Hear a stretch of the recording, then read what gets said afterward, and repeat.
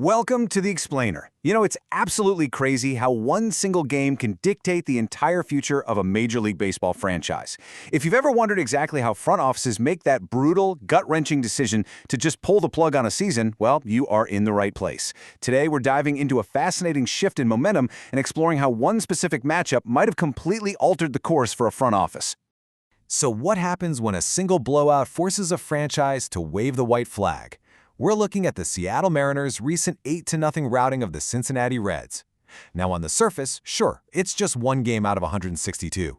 But when you dig into the timing and really look at the devastating nature of this specific on-field implosion, you start to see why it signifies a massive macro-level shift for Cincinnati as the trade deadline rapidly approaches. All right, part one, the Seattle shutout. 6 innings of hope and 1 inning of disaster. Picture this. If you had turned this matchup off in the 6th inning, you'd swear you were watching a brilliant pitcher's duel. Cincinnati's starter Andrew Abbott was absolutely dealing. He threw 6 innings with 0 earned runs, effectively quieting those Seattle bats for the 3rd time this season. But then the wheels completely fell off for the Reds in a disastrous 6-run 7th inning. Pierce Johnson gave up a sacrifice fly to Colt Emerson, then an RBI double to Weston Wilson, putting the Mariners up 3-0. And that's when a managerial decision essentially doomed the Reds. The real turning point came with a completely baffling strategic miscalculation by Cincinnati. They actually chose to intentionally walk the bases loaded specifically to get to Mariners catcher Cal Raleigh. It was a bold and ultimately fatal move that prompted this slightly amused reaction from Seattle's manager Dan Wilson during the postgame presser. I mean, let's be real. When the opposing manager admits he was surprised by your strategy, it's rarely a good sign for you. And here is the immediate, literal cost of that mistake. Cal Raleigh instantly made Cincinnati pay by blasting his 10th home run of the season, an absolute grand slam off reliever Caleb Ferguson. Just like that, a tightly contested 1-0 game morphed into an 8-0 blowout. It was a crushing blow to a Reds team desperately trying to cling to relevance in the playoff hunt. Moving on to part 2, dodging a bullet. Julio Rodriguez escapes a serious injury. Now, while the Mariners were totally running away with the game, they actually had a heart-stopping scare in the 5th inning.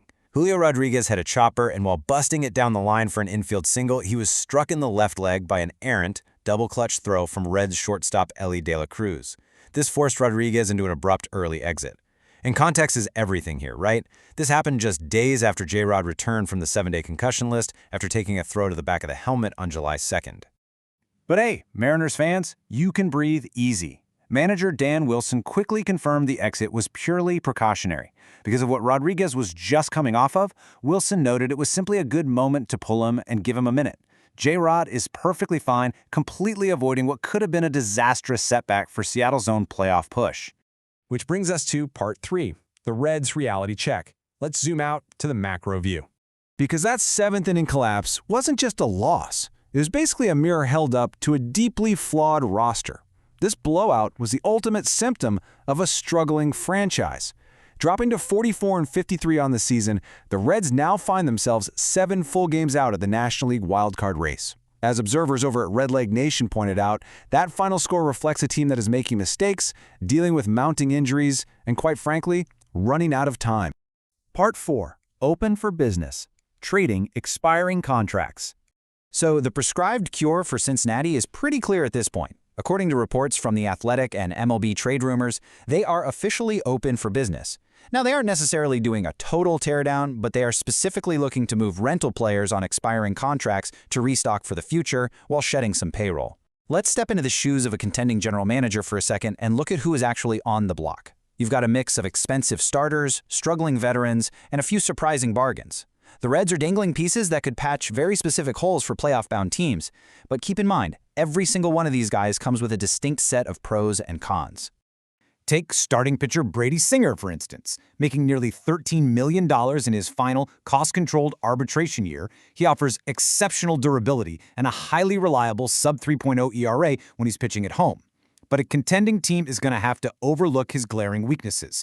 We're talking about a career-low strikeout rate of just 19.2% and the fact that he's already surrendered 21 home runs this season. He's an innings eater for sure, but one who comes with elevated risk. Let's move over to the infield and see how this builds. You have third baseman Eugenio Suarez carrying a heavy $15 million contract. Right now, he's essentially a pure gamble. His strikeout rate has absolutely exploded to a career-worst 35.8%, and his defense has slipped too. Trading for him is basically blind faith that his power returns. Contrasted with that is Nathaniel Lowe, picked up on a minor league deal, who carries an above-average 114 WRC+. He represents a highly effective, low-risk platoon bat for a contender's bench. Behind the plate, catcher Tyler Stevenson has also stumbled a bit right before his foray into free agency, hitting just .238. But smart front offices will look past the surface stats. He actually has a strong 21.6% pulled air rate, which strongly suggests some untapped power is just bubbling under the surface there. For a team missing out on other premium catching targets, he's a very compelling fallback option. And finally, Part 5. Who is on the block? The bullpen arms. As any baseball fan knows, you literally can never have enough pitching in October, right? Contending teams are perpetually desperate for bullpen depth. And the Reds can offer pieces like Pierce Johnson, who, despite that bumpy outing against Seattle, brings real high-leverage experience. You have lefty Caleb Ferguson, who posted a stellar 1.76 ERA through June. And then there's Brock Burke. Burke has 48 appearances this year. That is the second most in all of Major League Baseball, and he sports a sub-3.00 ERA. These are guys who don't just eat innings, they provide very specific selling points for the grueling pennant race. So, as the trade deadline looms and the dust finally settles on that crushing 8-0 defeat in Seattle, the reality for Cincinnati is glaringly obvious. It's time to sell. But the broader question for the league, and what you absolutely should be watching closely over the coming days, isn't just who the Reds will deal away. It's which of these moving pieces will ultimately tilt the balance of power for a contender in October. Will a massive gamble on Eugenio Suarez pay off, or will a reliable arm like Brock Burke quietly become the true hero of the postseason? Keep your eyes on the transaction wire because this explainer is just the beginning of the story. So, who are you betting on?